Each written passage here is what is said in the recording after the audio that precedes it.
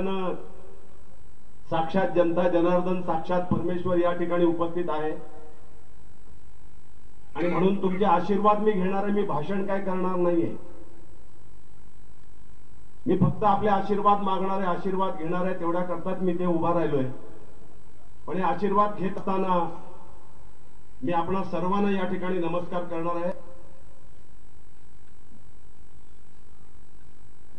मी साष्टांग दंडवत आपल्याला या ठिकाणी घालणार आहे.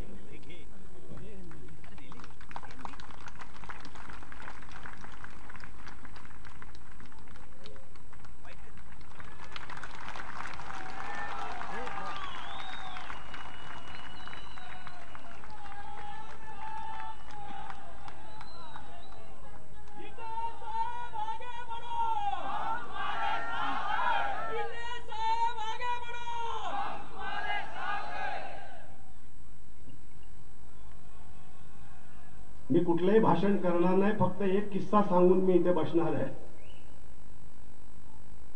कारण आपण सर्व पक्षप्रमुख उद्धव साहेब ठाकरे यांना ऐकण्यासाठी इथे आलेला, उद्धव साहेबांचे विचार आपल्याला ऐकायचे आहेत. आणि म्हणून फक्त एक किस्सा सांगणार आहे आणि मी थांबणार आहे. अलिबाग तालुक्यातल्या कुसुंबळे गावामध्ये माझी सभा होती साहेब.